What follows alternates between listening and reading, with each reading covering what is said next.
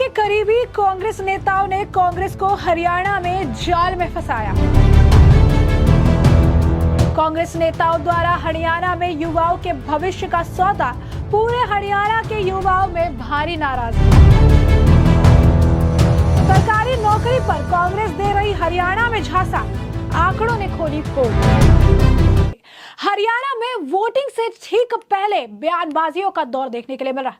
इसी बीच जिस तरीके से हुड्डा के करीबी नेता और हरियाणा कांग्रेस के नेता लगातार अपनी ही सरकार की पोल अपनी ही जुबानी खोलते नजर आ रही है, इससे कांग्रेस की मुश्किलें बढ़ती जा रही है। जी हां, बिल्कुल सही सुना आपने। हाल ही फिलहाल में कांग्रेस के कई नेताओं ने बैक टू बैक जो है बयान दिए, जहां पर युवाओं के अंदर काफी ज्यादा नाराजगी है, क्योंकि नौकरी से जुड़ा ये बयान दे रहे हैं। खर्ची पर्ची पर नौकरी देने की बात कर रही है, खर्ची पर्ची के जरिए अपना घर भरने की भी बात कर रही है और सरकारी नौकरी के लिए हिसाब किताब भी तय कर रही है, जहां पर युवाओं को यह उम्मीद है कि सरकार आएगी तो अगर कोई सरकार भी आए तो उन्हें उसका फायदा मिलेगा। लेकिन युवाओं के भविष्य का सौदा सत्ता में आने के लिए कांग्रेस कर रही है कि उसको जो 2014 से पहले खर्ची और पर्ची से नौकरी मिलती थी, गरीब व्यक्ति को नौकरी नहीं मिलती थी, अब फिर उसी दिशा में हरियाणा को आगे ले जाने का काम कर रहे हैं। भाइयों, उसका समर्थन गन्नौर से कुलदीप जी चुनाव लड़ रहे हैं, उसने भी अपने हिस्से बांट लिए। वो भी कहता फिर रहा गांव के अंदर, कहा मेरे हिस्से में इतनी आवांगी, हम आपको इतना हिस्सा देंगे। भाइयों, जिस प्रकार से भ्रष्टाचार से नौकरी मिलती थी, अब फिर उस दिशा के अंदर ये लोग चल रहे हैं।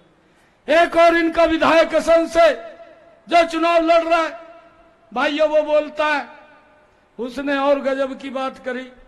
वो कहने लगा सरकार आ रही है, सबसे पहले तो कहा मैं अपना घर भरूंगा।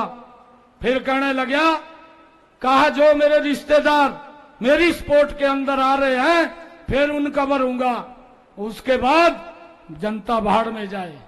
भाइयों, ये हालात इन लोगों के हैं। आप लोगों ने समझना है, आप लोगों ने जान करके विचार करके भाइयों वोट देना है। युवाओं के भविष्य को अंधकार में धकेलने का काम सत्ता में आने के लिए कांग्रेस कर रही है और सत्ता में आने से पहले ही कांग्रेस ने युवाओं के भविष्य का सौदा करना शुरू कर दिया है। कैसे कि उनके नेता, हुड्डा के से जुड़े हुए लोग, हुड्डा के करीबी लोग सभी खुले तौर पर, खुले मंच पर जो है ये बयान दे रही हैं कि हम खर्ची पर्ची से जो है नौकरी देंगे, हम रोल नंबर लिख कर दीजिए हम नौकरी देंगे, हम वोट के बदले नौकरी देंगे, हर 50 जो है वोट पर हम एक नौकरी देंगे, आप रोल नंबर हमें लिख के भेज दीजिए, हुड्डा साहब उसके लिए नौकरी जरूर तय करेंगे।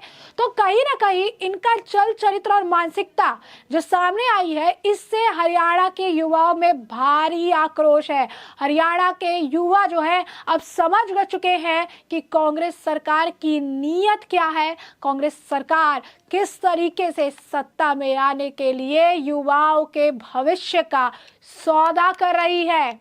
कांग्रेस सरकार की तुलना में बीजेपी के शासन में दोगुनी नौकरियां दी गई है। आपको बता दें, जो आंकड़े आए हैं वो कहते हैं कि कांग्रेस ने सिर्फ 46.20 लाख नौकरी दी, लेकिन अगर बीजेपी की बात करें तो बीजेपी की सरकार में हरियाणा कांग्रेस को 1,60,00,000 नौकरियां दी है। जी हाँ, बीजेपी सरकार में 1,60,00,000 नौकरियां देने का काम किया गया है। अब ऐसे में नौकरी बेचते बेचते खुद अपने ही जाल में कांग्रेस फंस चुकी है। अब उनकी स्थिति ऐसी है कि अब युवाओं के सामने वो पूरी तरीके से बेनकाब हो चुके हैं।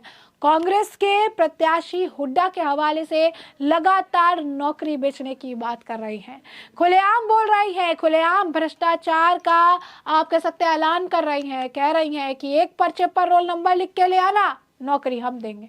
नौकरियों में अपना अपना कोटा भी फिक्स बता रही। इससे साफ है कि कांग्रेस ने हरियाणा और युवाओं को बेचने का पूरा प्लान तैयार कर लिया है। 10 साल से सत्ता से बेदखल कांग्रेस छटपटा रही है और युवाओं के भविष्य का सौदा कर बैठी है। कांग्रेस नेताओं के नौकरी में पर्ची और खर्ची वाले बयान से प्रदेश के युवाओं में भारी रोष है। नौकरी बेचने के बयानों की चौतरफा निंदा हो रही है। कांग्रेस के 10 साल के शासनकाल में खर्ची पर्ची सिस्टम द्वारा नौकरियों की किस तरह बंदरबाट की गई, इस बात का खुलासा खुद कांग्रेस के वरिष्ठ नेता सार्वजनिक मंचों से कर रहे हैं। सबसे पहले फरीदाबाद एनआईटी के कांग्रेस प्रत्याशी नीरज शर्मा ने मंच से खुलकर बोला कि कांग्रेस ने सत्ता में आने से ही नौकरियों का कोटा तय कर दिया जाएगा। नीरज शर्मा ने मंच से बोला, खुला चैलेंज करता हूं, हुड्डा साहब सत्ता में आए तो 2 लाख नौकरी देंगे। 2000 मेरे कोटे की है, 50 वोट पर एक नौकरी पक्की है। ये मेरिट का सिस्टम अपनी समझ से बाहर है। कांग्रेस प्रत्याशी नीरज शर्मा के बयान ने कांग्रेस और हुड्डा के नौकरी बेचने वाले कारनामे को साबित कर दिया। इस बयान पर कांग्रेस चौतरफा घिर सकती है। इसके बाद ही असद से कांग्रेस प्रत्याशी ने भी बयान दिया, सत्ता में आए तो सबसे पहले अपना घर भरेंगे, अपने रिश्तेदारों को खुश करेंगे। अब गन्नौर से कांग्रेस के उम्मीदवार कुलदीप शर्मा और बेटे नौकरी बेचने की बात कर रहे हैं। कांग्रेस की पर्ची खर्ची की नीति जग जाहिर हो चुकी है। प्रदेश के लोग अब कांग्रेस की नीयत और नीति पर साफ दिखने लगी है।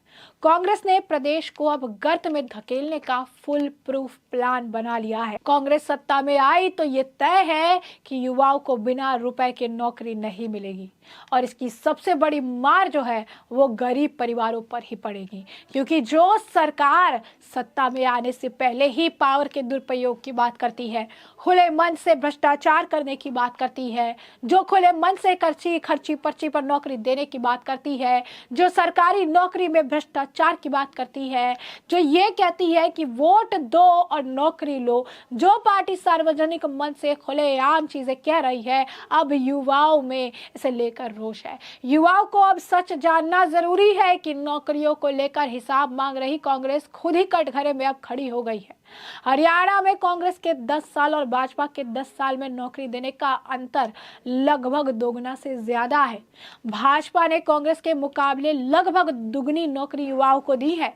सरकारी आंकड़े बताते हैं 2005 से 2014 तक शासन में कुल 86,000 67 युवाओं को नौकरी दी है, जबकि भाजपा ने 2014 से 2024 तक के कार्यकाल में अगर आप देखेंगे तो 1,43,000 नौकरियां दी गई। इसका बड़ा कारण ये भी है कि कांग्रेस के शासन में नौकरी पाने के लिए युवाओं को रुपए देने पड़ते थे, नेताजी की सिफारिश करवानी पड़ती थी, पर्ची बनती थी और नेता से लेकर अधिकारियों की जेब गर्म होती थी, तब जाकर युवाओं को नौकरी मिलती थी। पूरा प्रदेश जानता है कि भूपेंद्र सिंह हुड्डा के शासन में एक विशेष क्षेत्र के युवाओं को नौकरी मिली, नेताओं के रिश्तेदारों को नौकरी मिलती थी। अब फिर से पर्ची में हुड्डा को उन्हीं के नेता ने मुसीबत में डाल दिया है। भूपेंद्र सिंह हुड्डा के कार्यकाल में रोजगारों को कमी और खर्ची पर्ची से भर्तियों से लगा दाग कांग्रेस के दामन से छुड़ाए नहीं अब छूटता है। भाजपा ने फॉर्मल सेक्टर में 1.60 करोड़ नौकरियां दी हैं, जबकि कांग्रेस ने महज 46.20 लाख दी है। सरकार द्वारा जारी की गई रिपोर्ट के अनुसार प्रदेश में रोजगार की मांग और आपूर्ति के लिए डिजिटल पोर्टल बनाए गए। ईपीएफओ के आंकड़े के अनुसार कांग्रेस के शासन में 46.20 लाख फॉर्मल सेक्टर की नौकरियां दी गई, जबकि भाजपा शासन में यह आंकड़ा बढ़कर 1.60 करोड़ हो गया।